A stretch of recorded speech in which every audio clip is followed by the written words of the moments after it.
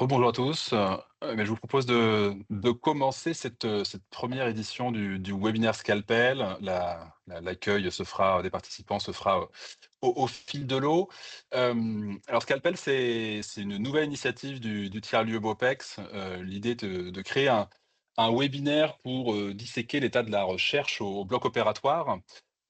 Et on a créé cette nouvelle activité, en partant du principe qu'il nous semblait intéressant d'ouvrir un espace de dialogue entre des chercheurs, des soignants, des managers, des innovateurs, autour du bloc opératoire, et principalement pour s'interroger sur comment les sciences sociales et le management peuvent nous aider à comprendre, l'organisation du bloc. Alors pour cette, 1 session, on accueille, avec grand plaisir, Nicolas Wagner qui est un proche de l'environnement, BOPEX, puisqu'il a eu l'occasion de réaliser une thèse avec, le directeur médical de BOPEX, le professeur Eric Vibert. Il a également eu l'opportunité de travailler, avec la chaire BOPAS dans le cadre de ses travaux de recherche. Nicolas, tu es post-doctorant aujourd'hui, au CNAM, au sein du laboratoire de formation et d'apprentissage professionnel.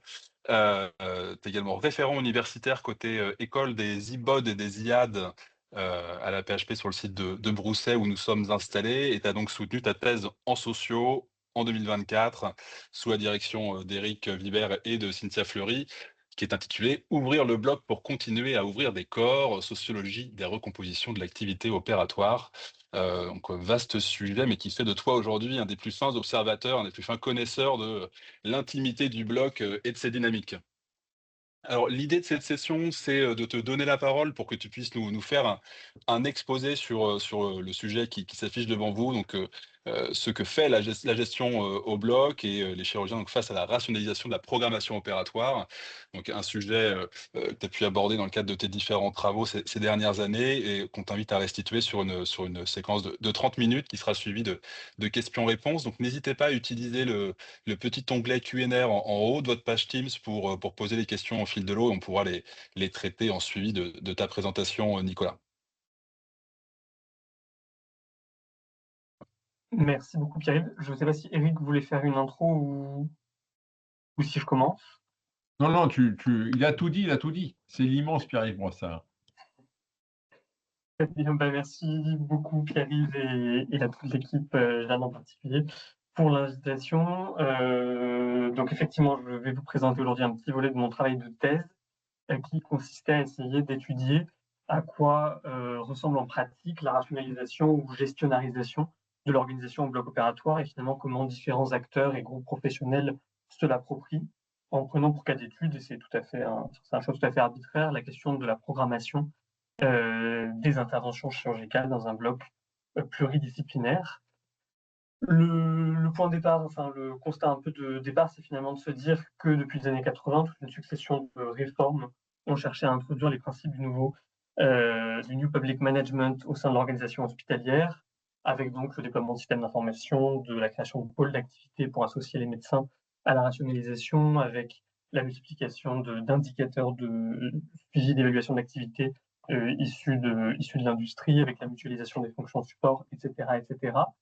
Et d'un point de vue sociologique, on peut distinguer finalement 4 raisons qui justifient d'étudier aujourd'hui, donc dans les années 2020, ce phénomène de rationalisation au bloc opératoire. Le premier, alors qui est une raison peut-être très sociologique, c'est que finalement, toutes ces réformes, elles ont souvent été envisagées et présentées comme ayant vocation à affaiblir le pouvoir professionnel en augmentant le contrôle, la standardisation, la redevabilité, et donc en essayant de limiter toutes les logiques corporatistes pour favoriser la fluidité des activités. Et les groupes professionnels sont donc souvent présentés comme les victimes un peu passives de ces réformes, alors qu'on a un certain nombre de travaux récents en sociologie qui montrent bien que, comme toujours, il y a des perdants, mais aussi des gagnants, et donc un certain nombre de professionnels à l'hôpital tirent des bénéfices, des profits matériels, des profits symboliques de leur implication dans ces réformes, ou de la façon dont ils s'approprient certains des dispositifs que ces réformes déploient. Ça, c'est la première raison. La deuxième, c'est finalement de se dire que le bloc opératoire, historiquement, dispose d'une autonomie organisationnelle importante au sein de l'hôpital, du fait de la prééminence de l'urgence, de l'emprise chirurgicale sur les activités, et qui fait que ce mouvement de rationalisation a été plus tardif globalement au bloc que dans le reste de l'hôpital. Et pour autant, aujourd'hui, il est pleinement institué. Tout ce qui va être indicateur de pilotage, tout ce qui va être réforme du temps de travail des professionnels, entre autres, tout ce qui va concerner aussi le virage ambulatoire. Et d'une certaine manière, si on prend le cas du virage ambulatoire qui s'est fait en un temps record et qui quand même reconfigure beaucoup de choses dans les parcours patients, dans les territoires professionnels, le bloc fait presque partie des bons élèves de l'hôpital en matière de déploiement de certaines réformes. La troisième raison, c'est que finalement, ce mouvement de rationalisation, comme partout, il a pu susciter à ses débuts au bloc des réactions hostiles, et notamment dans les années 2000, il y a eu tout un mouvement social en chirurgie qui a dénoncé une forme de crise dans la profession, de crise des vocations, avec des mobilisations collectives de chirurgiens et du public et du privé, qui dénonçaient entre autres la perte d'emprise des chirurgiens dans l'organisation du processus opératoire. Cette idée d'un chirurgien tableau Excel qui serait empêché d'opérer. Et finalement, 20 ans plus tard, on se rend compte que ces critiques elles se sont largement amoindries. Et donc, il paraît intéressant de se demander dans quelle mesure est-ce que cette rationalisation est entrée dans les pratiques et les organisations et quelle appropriation en est faite. Et enfin, dernier point d'intérêt, le terrain que j'ai réalisé, il a été conduit en 2022-2023, donc peu après la Covid-19. Et de partir du constat que finalement la Covid-19 a été perçue par un certain nombre de soignants comme finalement une forme de sursaut égalitaire, où ils ont pu à la fois soigner sans compter, où les logiques bureaucratiques ont paru un temps s'estomper, où les rapports interprofessionnels ont paru un temps s'égaliser. Et donc, dans ce contexte, il paraît intéressant d'examiner comment les soignants vivent le retour à une logique gestionnaire et comment s'opèrent les rapports interprofessionnels à l'issue de cette potentielle parenthèse de la Covid. Le processus de programmation des interventions, donc de quoi parle-t-on? Vous excuserez mes talents assez limités de schéma sur PowerPoint. Très concrètement, on a donc des secrétaires de programmation qui, dans les services, planifient les interventions jusqu'à 1 an et demi à l'avance. Et on a une responsable de programmation qui établit un planning des vacations disponibles, là aussi 1 an à l'avance, en tenant compte des effectifs anticipés, des congés, en tenant compte aussi de la logique d'équité pour attribuer un nombre de vacations similaires à chaque praticien au sein des services. Et à 3 semaines avant les interventions, on aboutit à une prévision relativement fine de ce à quoi devrait ressembler le programme opératoire. On a ensuite une semaine avant, dans chaque spécialité chirurgicale, un staff de programmation qui vise à lisser un petit peu le programme de la semaine à venir pour une spécialité donnée. Voilà, s'assurer que toutes les consultations préparatoires d'anesthésie sont programmées, à s'assurer que tous les examens complémentaires ont bien été réalisés et à voir si tout s'articule bien au niveau de la spécialité. Et enfin, on a donc une cellule de régulation qui, donc, dans le bloc étudié, a lieu chaque vendredi pour la semaine d'après, qui réunit donc les représentants de chaque spécialité chirurgicale, donc généralement les chefs de service des différentes spécialités, qui réunit également les cadres supérieurs et les cadres de service et de bloc IBOD et IAD, qui réunit la directrice des blocs et la responsable de la programmation, et qui vise finalement à lisser un petit peu tout le déroulé de la semaine. Et donc très concrètement, c'est une réunion qui dure 1 heure à 1 heure et demie, qui débute par l'exposé des indicateurs de pilotage de la semaine passée, donc le nombre d'annulations, le nombre de débordements, etc., etc., qui ensuite se poursuit par la lecture du programme jour par jour et salle par salle. Et dès qu'il y a un problème qui est éventuellement identifié, un risque de débordement, des temps interpatients qui sont sous-estimés, et bien à ce moment-là, une discussion s'entame et des éventuels changements sont réalisés. Et enfin, il y a un dernier temps plus d'information et de partage entre ces différents acteurs. Donc voilà, le but est bel et bien d'ajuster le programme prévisionnel en fonction de contraintes organisationnelles, matérielles, RH, entre autres, Et cette cellule constitue la dernière instance plurispécialité collégiale avant la réalisation de l'intervention. Ce qu'il est aussi intéressant de noter, c'est que finalement, les représentants de la direction assistent assez rarement à cette réunion. Parfois, la directrice des blocs qui est présente, mais c'est finalement une réunion auquel ne participent généralement que des soignants, dont certains, les cadres, les responsables de programmation, exercent en retrait des soins dans des fonctions organisationnelles et ou managériales. Ce que je vais vous présenter, comme le disait Pierre-Yves, c'est donc appuyé par un terrain dans un bloc de 14 salles pédiatriques franciliens, où vous le voyez, chaque spécialité dispose d'1 à 2 salles attitrées, sachant qu'il y a ensuite des salles qui sont réservées à l'endoscopie, à la radiologie et aux urgences. Il y a en moyenne 30 interventions par spécialité réalisées chaque semaine, soit à peu près 1000 interventions par mois. C'est un bloc qui a plutôt des indicateurs de pilotage meilleurs que ceux du groupement hospitalier. Et très concrètement, j'ai réalisé des interventions dans les salles de chirurgie viscérale pendant quelques mois, puis ensuite un terrain plus spécifique sur ces questions de programmation et de régulation opératoire, donc en assistant notamment à ces cellules de régulation. Et j'ai réalisé des entretiens avec une bonne partie des chirurgiens et chirurgiennes de chirurgie viscérale, ainsi qu'avec les différents participants à la cellule de régulation. Ce que je vais essayer finalement de vous montrer, c'est que donc les chirurgiens évoluent dans un environnement qui est rationalisé et qui dépossède de la mainmise historique qu'ils avaient sur l'organisation du processus opératoire, qui contraint donc d'une certaine manière leur pratique clinique, mais que malgré tout ça, ils arrivent à maintenir leur domination professionnelle. Et donc je vais montrer dans un premier temps que finalement ces cellules de régulation sont un dispositif qui a des effets assez modestes en termes de coordination des acteurs. Ensuite, que cette cellule de régulation fait l'objet d'une certaine forme d'instrumentalisation de la part des chirurgiens au profit de leurs intérêts propres. Et enfin, que s'il y a ponctuellement des alliances entre chirurgiens et gestionnaires, malgré tout, ces cellules constituent un dispositif qui a du mal à limiter ou temporiser les fractures internes à l'hôpital, qu'elles soient interprofessionnelles, qu'elles soient des rapports de domination ou autres. Premier temps donc sur finalement à quoi sert cette cellule et quels sont en pratique ses effets. On peut essayer de voir qu'il y a finalement trois objectifs à la cellule.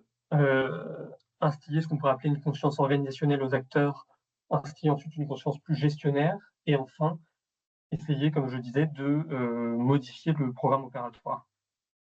La première chose, c'est que au bloc, comme dans de nombreuses organisations, tous les acteurs sont en contexte de rationalité limitée, dans la mesure où le processus de programmation mobilise un grand nombre d'acteurs, que chaque acteur a des pratiques d'écriture sur le logiciel, donc sur Orbis, qui sont différentes, et donc chacun n'a jamais en main toutes les informations en sa possession pour établir et prendre des décisions informées.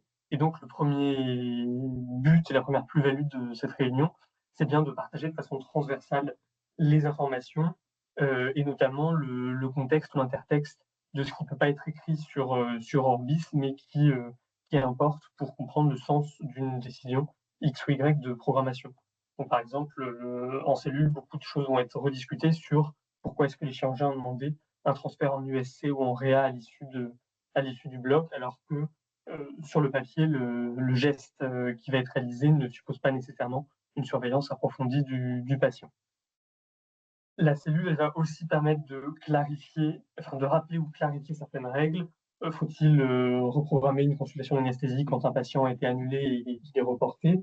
Et le sens de ces règles, c'est-à-dire le fait que si on reprogramme une consultation, il faut essayer de revoir toutes les implications que ça va avoir pour le service d'anesthésie en termes de charge, par exemple. Deuxième chose, le but de cette réunion, c'est bien d'instiller une forme de conscience gestionnaire des acteurs, c'est-à-dire de leur rappeler que leurs actions s'inscrivent dans le cadre d'une organisation qui est rationalisée. L'exemple en est que chaque réunion débute par une forme d'énoncé un peu factuel, je le disais, de la part du cadre supérieur, qui liste tous les indicateurs de pilotage de la semaine passée, donc le nombre d'annulations de malades, le nombre de débordements, et dans quelle mesure est-ce que ces indicateurs correspondent aux limites fixées par le siège. Ce qui m'a paru intéressant, c'est que beaucoup des professionnels interrogés en entretien soulignaient tout le volet plus retour d'expérience qui était fait et sur la base de ces indicateurs, le fait qu'une analyse en était faite en séance. Or, moi, dans les 15 réunions que j'ai observées, il y avait parfois des remarques un peu étonnées sur un volume important d'annulation de malades ou sur un volume important de débordements, mais jamais plus d'échanges ou de discussions là-dessus. C'est-à-dire que finalement, l'énoncé de ces indicateurs, il semblait servir surtout à rappeler, avant de commencer les discussions, le cadre gestionnaire dans le cadre duquel s'inscrit la programmation opératoire, mais voilà, qu'il n'y avait pas plus d'échanges ou de retours d'expérience qu'en a été tiré. De la même manière, sur ce volet logique gestionnaire, la cellule est souvent le lieu où les cadres ou la responsable de programmation vont essayer de clore les débats entre spécialités sur le supposé manque d'équité dans la répartition des vacations, en montrant par A plus B que la répartition des salles et des créneaux était faite sur la base d'une logique d'équité. Troisième point, le principal, cette cellule, je vous le disais, elle a pour but d'essayer donc d'aboutir à un programme qui paraît le plus, dans la mise en œuvre, paraît la plus réaliste possible aux différents acteurs, avec donc des temps opératoires qui paraissent adéquats et bien anticipés. Et donc, très concrètement, les cadres passent en revue jour par jour et salle par salle le programme, et lorsqu'ils trouvent des temps estimés de façon trop optimiste, lorsqu'il y a un trop grand nombre de demandes de sortie en USCRA par rapport au nombre de lits disponibles, et bien à ce moment-là, les cadres alertent et une discussion s'engage. Concrètement, parfois ça marche, c'est-à-dire que quand il s'agit de réordonnancer l'ordre des interventions dans une salle donnée pour basculer les interventions les plus longues et les plus critiques sur le premier créneau et en gros faire en sorte qu'elles ne fassent pas les frais d'un débordement, et bien généralement tout le monde s'accorde et le changement est effectué. Tout le monde paraît a priori gagnant dans l'affaire.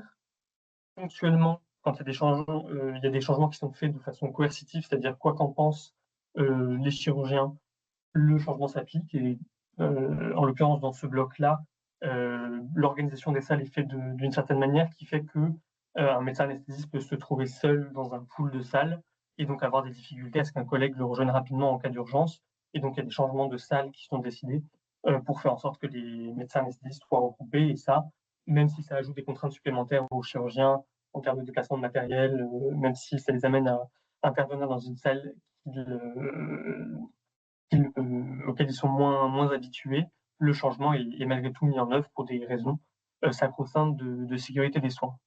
Mais la plupart du temps, finalement, ça ne marche pas, c'est-à-dire qu'un problème est identifié, est souligné par les cadres, des temps opératoires sous-estimés ou des interventions qui vont s'entrechoquer, mais aucun arbitrage est pris, et finalement le problème est transféré au jour J. Et ce qui fait dire à beaucoup d'acteurs en entretien que finalement cette cellule ne sert à rien, puisqu'on délègue en permanence le risque aux acteurs en charge de la régulation opératoire, donc c'est-à-dire vraiment l'orchestration du programme le jour J, mais que tous les risques identifiés ne sont pas prévenus et anticipés. Donc, je vais maintenant essayer de discuter avec un peu plus d'exemples pratiques pourquoi ça pêche et finalement qu'est-ce qui ne fonctionne pas dans ces cellules de régulation, en étudiant tout d'abord le fait que finalement cette cellule fait l'objet d'instrumentalisation chirurgicale qui détourne la logique souhaitée pour maintenir leurs propres intérêts. Alors, il y a tout d'abord une première difficulté qui est liée à l'incertitude sur les temps opératoires. Alors, les temps opératoires, Orbis les calcule sur la base des temps de chirurgie adulte, Et comme vous le savez, la chirurgie pédiatrique implique des temps d'accueil, d'installation, d'induction, de réveil bien plus longs, ce qui pose une première difficulté. Ensuite, les temps chirurgicaux, ils sont pas personnalisés par chirurgien, ils ne sont personnalisés par chirurgien au sein du logiciel qu'à partir de 10 interventions. C'est-à-dire que si un chirurgien réalise plus de 10 fois la même intervention, dans ce cas-là, Orbis va calculer la moyenne du temps qu'il ou elle met pour une intervention donnée. Mais comme on est en pédiatrie sur des interventions assez rares, ce calcul il est assez rarement fait et donc on n'a aucune donnée objective qui nous permet de savoir combien de temps en moyenne un chirurgien donné met pour réaliser cette intervention. De la même manière, il y a d'autres difficultés infrastructurelles qui tiennent au fait que Orbis ne tient pas compte des temps de bionettoyage qui ne sont donc pas inclus dans la programmation initiale.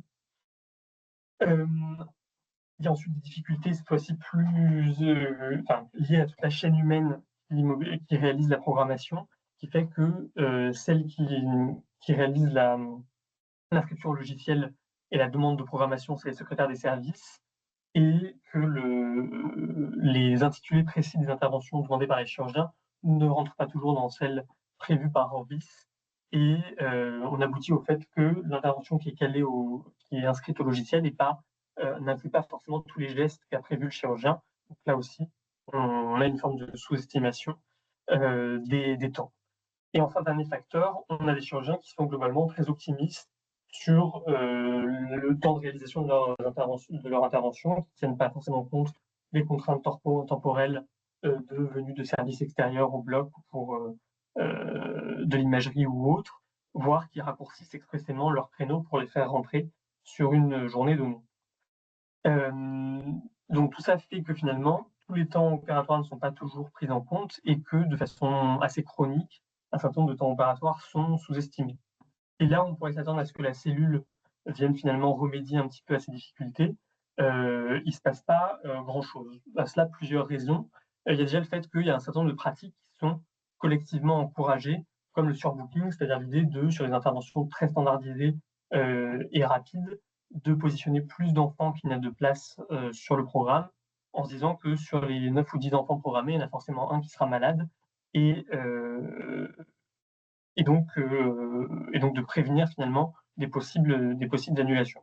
Ce qui pose évidemment des difficultés si finalement tous les enfants sont bel et bien disponibles et se présentent le jour J. Ensuite, il y a finalement une incertitude qui est continue sur la durée du geste, parce que chaque intervention est unique, vous le savez, parce qu'on combine souvent plusieurs gestes, et donc les chirurgiens ont du mal à estimer très concrètement la durée du geste, parce que les techniques sont très variables selon les chirurgiens, mais aussi parce que les chirurgiens font un usage qu'on pourrait dire fonctionnel ou stratégique de l'incertitude, c'est-à-dire qu'ils vont l'utiliser à leur profit pour finalement éviter toutes les concessions ou les compromis qui leur sont demandés. Et de la même manière, les chefs de service vont utiliser de façon stratégique cette incertitude sur les temps opératoires pour dire, bon, dans l'absolu, on pense que ça peut passer, donc tentons plutôt que d'essayer d'anticiper des choses. Je crois que je vous ai mis une petite vignette, je vous laisse la lire.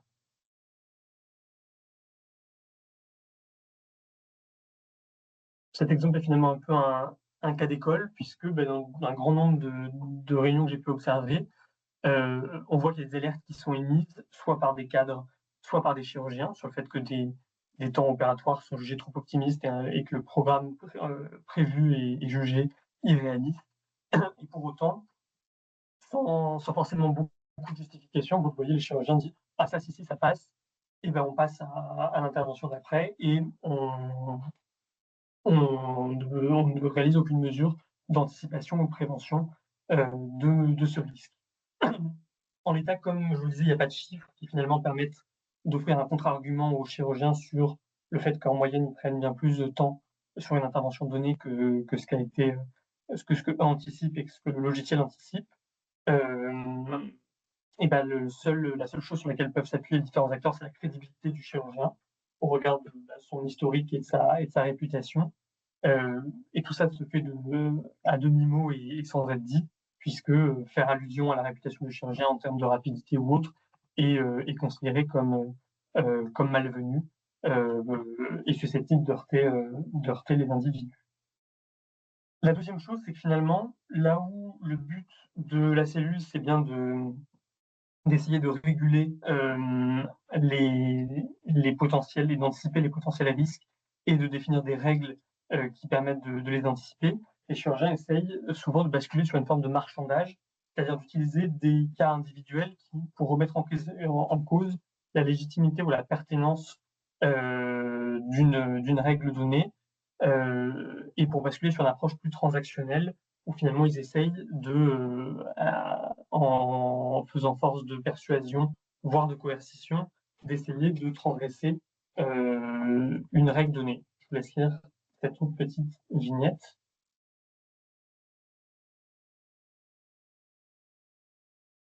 Donc, vous voyez, là, on a le cas d'une chirurgienne qui est bien consciente que la règle qui a été fixée sur ce type d'intervention au bloc, c'est un poids minimal de 3 kg, qui essaye, en faisant valoir la précarité de l'état médical, toute la charge affective de la situation, de remettre en question une règle qui a été établie et qui pousse donc pour une approche plus transactionnelle ou de marchandage qui finalement apparaît moins durable parce que elle ouvre la porte à une contestation un peu permanente d'un certain nombre de règles pourtant collectivement fixées. La conséquence de ces différentes stratégies chirurgicales, que ce soit l'usage stratégique de l'incertitude, que ce soit le fait de marchander souvent sans succès, et ben c'est qu'il n'y ait donc aucune décision ne soit prise en cellule et de déléguer au jour de l'intervention les potentielles problématiques identifiées. Et là-dessus, je ne vais pas rentrer dans les détails, mais le jour même au bloc, donc c'est les cadres et les référents médicaux de régulation. Donc dans le bloc étudié, ça va être l'anesthésiste responsable de la salle d'urgence et un chirurgien d'une spécialité avec une logique qui tourne chaque semaine selon les spécialités, qui vont arbitrer si finalement est-ce qu'on annule la dernière intervention de la journée, est-ce qu'on bascule une intervention dans une autre salle pour essayer de la faire passer malgré tout. Et tout ça va susciter moult conflits, souvent interpersonnels, où vont s'affronter deux cultures professionnelles, celle de la chirurgie et de l'anesthésie, où les chirurgiens vont pousser pour maintenir une intervention en faisant valoir que leur disponibilité temporelle à toute épreuve pour les patients. Les anesthésistes vont plaider pour des logiques de sécurité des soins, de respect du temps de travail, où les chirurgiens vont finalement faire valoir leur rapport plus proche et intime au patient et à sa famille, rapport que les anesthésistes ont différemment, puisque vous le savez, la relation thérapeutique en anesthésie est segmentée et l'anesthésiste qui voit le patient en consultation n'est pas celui qui va forcément l'opérer au bloc.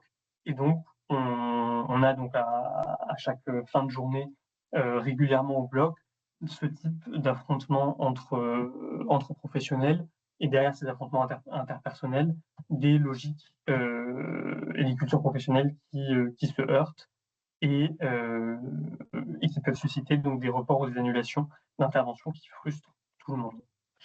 Je vois que le temps file, donc je vais essayer de terminer dans les 5 prochaines minutes en essayant de voir que l'autre difficulté de ce dispositif, c'est finalement qu'il ne permet que marginalement de réguler, temporiser les fractures internes à l'hôpital. Alors, ponctuellement, cette cellule permet des alliances entre chirurgiens et gestionnaires. Par exemple, quand moi j'ai fait mon terrain, un des gros projets qui animait tous les participants, c'est la création d'un service d'accueil et de préparation chirurgicale qui permet d'accueillir des patients à J0. Ce n'est pas de l'ambulatoire à proprement parler, puisque les patients restent hospitalisés le jour de l'intervention, mais ils ne sont pas hospitalisés la veille, ils arrivent le matin même. Et en cellule, l'élaboration de ce dispositif faisait l'objet d'un assez vaste consensus, parce qu'il était envisagé comme une forme de palliatif face à la pénurie infirmière dans les services d'hospitalisation et au manque de lits, et donc une façon de favoriser autant que possible la continuité des soins. Et donc un certain nombre d'échanges en réunion étaient focalisés sur le fait de réfléchir à comment promouvoir au mieux le dispositif qui avait des critères assez stricts d'inclusion pour les patients, de réfléchir à comment le promouvoir au mieux aussi pour les familles pour favoriser son acceptabilité. Pour autant, la cellule, donc je le disais, ne permet pas de temporiser un certain nombre de rapports interprofessionnels ou de rapports de domination. Elle montre que les cadres de bloc, notamment, restent symboliquement, institutionnellement dominés. Il et elle réalisent un travail donc, de coordination invisible pour ajuster le programme, pour essayer d'identifier et de mettre en avant un certain nombre de problématiques identifiées sur le programme. Il et elle tirent parti a priori il et elle tirent leur légitimité du caractère finalement supposément impartial, équitable de leur position, du fait que ils ont des savoirs académiques, ont souvent réalisé un master en sciences de gestion, et donc ils ont une capacité assez fine de prédiction des débordements, mais que ce soit en cellule ou au bloc, ils font souvent l'objet de tentatives de délégitimation de la part des chirurgiens notamment, qui vont les renvoyer soit à leur statut paramédical, soit à une forme de fonctionnariat délétère.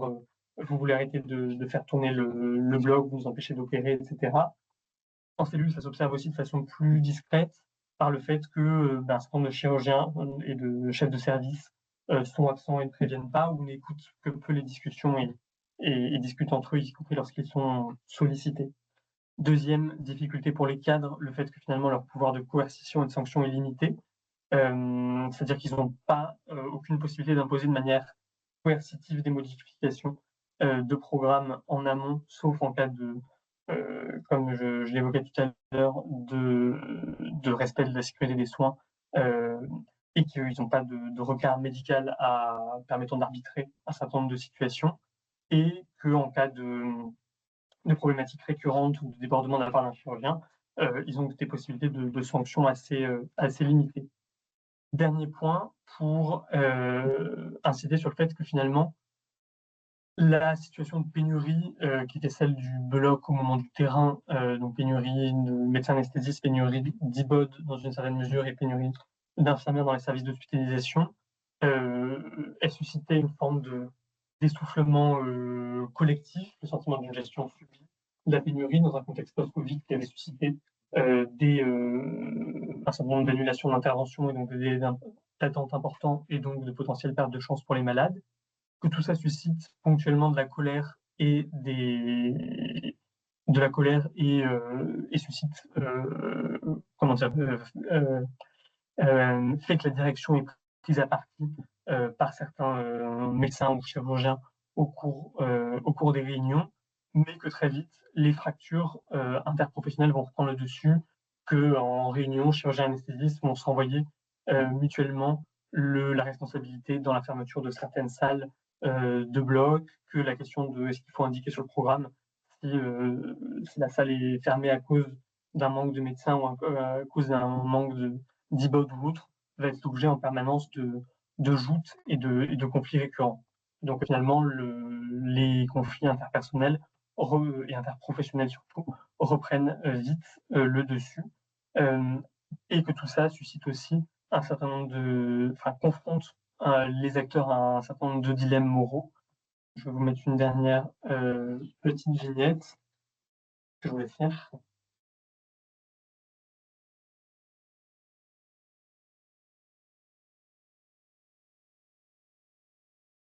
Et donc, vous voyez à nouveau rien de très nouveau ou surprenant, mais ce contexte particulièrement complexe amène les individus à devoir résoudre des dilemmes moraux, que ce soit la priorisation d'enfants, que ce soit l'assignation de grévistes, et amplifie la détresse collective. Je vais m'arrêter là donc en soulignant que dans ce que j'ai présenté, le contexte pédiatrique est effectivement évidemment très spécifique et complexifie d'une certaine manière la donne, que le contexte politique et pour le système de santé au moment du terrain était aussi très spécifique. On était sur la période de crise de la pédiatrie face à l'épidémie de bronchiolite notamment, que le but n'est évidemment d'accuser personne, mais de bien montrer que finalement ces dispositifs promus par la gestion hospitalière sont appropriés ou instrumentalisés par certains groupes professionnels pour poursuivre leurs intérêts et que les effets finalement assez modestes de cette cellule ont des raisons multiples on l'a vu, infrastructurels et matériels en termes de conception et d'usage du logiciel de soins, ont des effets modestes liés à l'incertitude médicale persistante sur les temps opératoires, effets modestes liés aux stratégies d'acteurs qui poussent leurs intérêts et aux conflits interprofessionnels et rapports de domination qui persistent entre acteurs. Voilà, je vous remercie. Merci beaucoup Nicolas pour cette présentation. Alors à tous, il y a un petit onglet questions-réponses si vous avez des questions à poser à Nicolas. À ton exposé, je trouve qu'il touche à certains sujets qu'on voit en sciences de gestion autour de l'hôpital, à savoir les problématiques d'alignement dans les différents niveaux de rationalité qu'on peut avoir sur des activités de type programmation, où typiquement on voit la logique de rationalité prescrite avec des indicateurs qui vont venir fixer des normes, les temps opératoires qu'on doit architecturer ou ordonnancer d'une façon précise. La rationalité organisée qui est plus axée sur les dispositifs de régulation tels que tu présentes, hein, les cellules hebdomadaires qui vont venir animer le dialogue, et puis après la rationalité qui est vraiment située, qui est le marchandage que tu évoques et la gestion à J0. Et je trouve que ce point-là, il est particulièrement prégnant dans l'univers hospitalier, parce qu'on voit que ça reste finalement un petit peu le point d'atterrissage dominant, là où dans des chaînes de production beaucoup plus structurées, on a un petit peu moins ça. Comment toi tu vois justement cette régulation à J0? Tu peux nous expliquer comment tu l'as perçue, en quoi elle consiste et puis la mise en pratique effective que tu as pu, voir? Est-ce que c'est très marqué par le contexte? Est-ce que c'est au contraire, quelque chose finalement d'assez homogène, cette approche de la régulation jour J? Ce qui est frappant, c'est que finalement, il y a rarement d'arbitre clair et bien identifié, et qu'il est toujours possible de contourner l'arbitre et de contourner la règle, et que autant j'ai fait un peu de terrain dans des blocs québécois où finalement il y a en l'occurrence c'est un anesthésiste dédié, désigné, qui a 100% de son temps dédié à ces questions de régulation, et voilà, qui est l'arbitre désigné en cas de conflit ou de problématique de débordement ou autre, et sa décision est souveraine et ne peut être mise en question. Autant, ce que j'ai observé dans ce bloc ou dans d'autres, c'est finalement un évitement un peu par les différents acteurs de la décision pour se préserver, et par peur de susciter des initiés vis-à-vis de tel ou tel collègue, ou tel chef de service qui n'a pas envie que tel chirurgien de son service reparte dans le privé, l'anesthésiste de la salle d'urgence qui prétexte une urgence et qui ne se positionne pas non plus. Et donc, finalement, voilà, tout le monde se refile en fait en permanence la patate chaude, là où l'anticipation permettrait et la collégialité permettrait a priori plus en amont d'aboutir à des décisions peut-être plus raisonnées, des rebasculements d'intervention. Donc, voilà. On a une question sur la plateforme. Donc quelles sont les solutions possibles en alternative à la cellule de régulation? Est-ce que tu as vu d'autres modèles de régulation? Tu évoquais le cas québécois avec l'arbitrage plus strict du médecin anesthésiste. Ouais, alors dans le cas québécois aussi, ce qui est plus frappant, c'est qu'ils ont des arbres décisionnels et du coup des algorithmes décisionnels beaucoup plus stricts sur le positionnement des différentes interventions, et le fait de dire que si si ça passe pas, et ben si ça passe pas a priori en prévisionnel, et ben on annule la dernière intervention quoi qu'il en soit, quoi. Et donc là-dessus, il y a une comment dire, il y a une rationalité chiffrée beaucoup plus forte, qui est qu'on quantifie beaucoup plus la durée des différentes interventions, on a beaucoup plus d'indicateurs à ce titre-là pour prendre des décisions informées. On va connaître les temps opératoires de chaque chirurgien sur chaque intervention donnée, les temps d'anesthésie de chaque intervention sur une intervention donnée, et la combinaison des deux, donc les temps opératoires d'un chirurgien avec un anesthésiste donné et leur moyenne, même si elle ne porte que sur quelques cas ou quelques interventions. Et fonction de ça, si le logiciel estime que ça ne passe pas, ben ça ne passe pas, et tout le monde se range entre guillemets là-dessus, quoi. Là où, et je le montrais, en France, on s'autorise beaucoup plus de digression mais si jamais ça passait. Mm. Et ces digressions-là, cette logique un peu de se repasser la patate chaude, qui est la réalité du quotidien des blocs. Selon toi, selon ce que tu as pu observer, quelles vont être quelles sont les conséquences en termes d'organisation, de relations entre groupes professionnels au sein du bloc, et également les conséquences qu'elle peut avoir elle-même sur la capacité à réguler et à rationaliser l'activité du bloc opératoire. Finalement, cet état de fait, là, cet existant qu'on observe, pour toi, la Bah, perception des conséquences associées? ce qui est sûr, c'est que la situation, les questions de programmation de régulation sont le cas un peu d'études typiques de finalement des cultures professionnelles distinctes entre chirurgiens et anesthésistes sur les questions de territorialité au sein de l'hôpital. Les chirurgiens se pensent premiers propriétaires du bloc, là où ils n'en sont que des utilisateurs ponctuels. Ils se rendent très concrètement au bloc, ils y exercent bien moins souvent que les anesthésistes, qui ont en outre une vision non seulement sur le bloc, mais aussi sur l'aval, la salle de réveil, l'UST, l'AREA, choses qui sont peut-être moins visibles tangiblement de la part des chirurgiens. Donc, territorialité différente au sein de l'hôpital, culture rapport au travail, au temps de travail différent aussi, avec des anesthésistes qui sont historiquement quand même des fers de lance de la réduction du temps de travail au sein de l'hôpital, des questions de qualité de vie au travail, là où on a des chirurgiens, même s'il y a des changements générationnels progressifs, mais qui ont une culture de mobilisation temporelle très, très soutenue.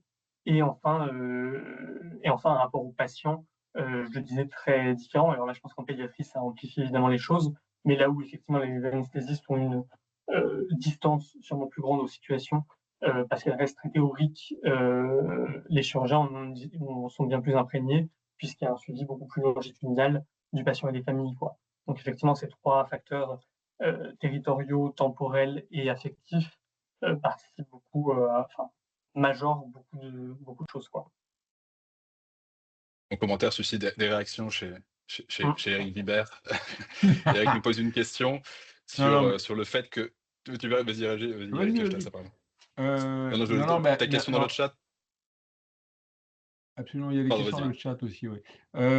Merci beaucoup en tout cas, Nicolas, hein. Moi, j'ai eu l'occasion de suivre Nicolas en thèse, donc j'ai encadré Nicolas en thèse avec Cynthia Fleury. Et Nicolas est probablement de ceux qui connaît le mieux la sociologie du bloc opératoire, parce qu'il y a bossé pendant 3 ans, et tu l'as pas dit, mais tu as écrit un livre aussi sur la problématique du bloc. Il faut lire, qui est très intéressant. Bon, c'est de la sociologie, donc il faut prendre le temps, il faut lire doucement, mais c'est passionnant. Non, je reviens sur le sujet de la programmation. Je crois qu'il est quand même très, très lié aussi au fait que le chirurgien sait parfaitement ce qu'il va faire. Globalement, il sait à peu près ce qu'il va faire. En revanche, les anesthésistes, le personnel soignant au sens large, c'est-à-dire les IAD et les IBOD, ne sont pas très au courant de ce qui va être réalisé exactement. C'est-à-dire qu'on sait grosso modo hépatectomie droite, hépatectomie gauche, etc. Et je pense que le nerf de la guerre, c'est là. C'est le fait d'être capable d'informer l'ensemble des acteurs pour que justement les gens ne soient pas agacés de découvrir au dernier moment que l'opération qui devait durer 10 minutes, finalement, elle dure 3 heures. Donc en fait, je crois que le vrai sujet de fond, c'est ça. Est-ce que tu as vu que dans certains établissements, il y avait justement une information qui était mieux passée entre le chirurgien et les différents acteurs du bloc, ou c'est partout pareil, le chirurgien a en tête les trucs et c'est tout en fait. Là-dessus, alors je ne vais pas laisser penser que le cas québécois est parfait parce qu'il a aussi sûrement plein de limites, mais au Québec, par exemple, il y avait un temps inscrit un temps de briefing opératoire de tous les personnels paramédicaux d'un quart d'heure le matin qui était inscrit au programme et inscrit sur leur temps de travail, quoi. Et donc, alors je ne sais plus grosso modo l'heure, mais peut-être de 7h45 à 8h, il y avait des responsables de salle qui avaient été chargés de briefer les équipes sur le programme anticipé de la journée, dans telle salle donnée, les contraintes en termes de matériel, les points d'incertitude, etc. Et je pense que ça participait collectivement d'une plus grande circulation de l'information, comme tu disais, quoi. Absolument, je pense que c'est vraiment majeur, hein, et je pense qu'il faut des outils dédiés à ça. Ok. On va peut-être prendre une dernière question. Christina, si votre micro est ouvert? Je ne sais pas si ça va fonctionner ou peut-être que vous pouvez taper dans le chat votre question. Ah, ouais, le micro doit fonctionner, ouais. Oui, bonjour. Merci Nicolas pour cette présentation très intéressante, qui, pour moi, soulève effectivement, une question qui est celle, des instances de gouvernance, au niveau des blocs opératoires. Et je me demandais, parce qu'effectivement la cellule de régulation, fait partie de ces instances de gouvernance, elle est la plus proche du réacteur qui est le cœur du bloc opératoire, et il y en a d'autres un petit peu, plus éloignées dans la, comment dire, dans la notion de temps. Et je me demandais si, là où tu as fait ton enquête, tu as pu voir, si d'une certaine manière les problématiques qui étaient identifiées au quotidien, étaient traitées, par exemple, dans d'autres instances, comme par exemple le conseil de bloc opératoire qui, est là pour faciliter, fluidifier aussi l'activité des blocs opératoires et traiter peut-être plus en profondeur les indicateurs de performance. Merci Christina. Alors, moi, j'ai pas eu accès à l'observation du conseil de bloc, donc je peux ne dire que ce qui m'a été rapporté dessus. Donc, bon, ce n'est que du déclaratif, mais sûrement qu'effectivement, d'autres instances moins fréquentes et plus à permettre une analyse plus poussée de certaines de ces données. Maintenant, elles n'échappent pas non plus, je pense, à ces logiques d'acteurs que j'évoquais, c'est-à-dire des individus, quels qu'ils soient, qui vont peut-être se dédire et qui finalement ne vont pas en réunion assumer un positionnement qui pourrait aller à l'encontre de leurs collègues ou des intérêts de leur spécialité donnée, quoi. Donc, je pense que ce que je décris niveau rapport interprofessionnel et stratégie d'acteurs se retrouve y compris dans d'autres instances de gouvernance, mais voilà, j'ai pas plus d'éléments dessus, quoi. Et sur la question que j'ai vue dans le chat sur le chirurgie publique privée, moi j'ai fait des terrains que dans le public, donc je saurais difficilement dire. Et sûrement que d'autres dans la salle ont peut-être plus d'éléments là-dessus. Maintenant, oui, enfin, ce qui, comment dire, semble sont rapportés dans le privé, c'est peut-être une implication individuelle de chacun plus grande dans l'optimisation des créneaux. Le chirurgien qui va, je dis n'importe quoi, balayer à la fin d'intervention pour aider l'ASH à des fins de maximisation et de rentabilisation du créneau, quoi. Ce qu'on observe effectivement moins peut-être dans le public où les différences de statut et du coup le cloisonnement des tâches est plus marqué, quoi. Merci beaucoup, Nicolas. On va mettre un terme à cette première session. On a été ravis de t'accueillir pour cette première. On tâchera d'organiser prochainement une deuxième édition. Moi, je vous invite tous à aller regarder l'ouvrage de Nicolas, à lire sa thèse qui sera publique prochainement, si je ne me trompe pas, Nicolas, c'est ça? Donc, vous pouvez vous plonger dans ces travaux-là. Un grand merci à Jeanne de l'équipe Bopex qui a aidé à organiser ce webinaire. Un merci également à vous tous pour votre participation pour cette première édition. Puis un grand merci à Nicolas pour sa participation et pour l'ensemble des travaux réalisés auprès de la communauté de la PHP ces dernières années. Merci beaucoup Pierre-Yves, bonne journée. Merci beaucoup, Merci merci beaucoup Nicolas. Salut et Merci à bravo tous, au revoir. Pierre-Yves et bravo tout le monde. Ciao.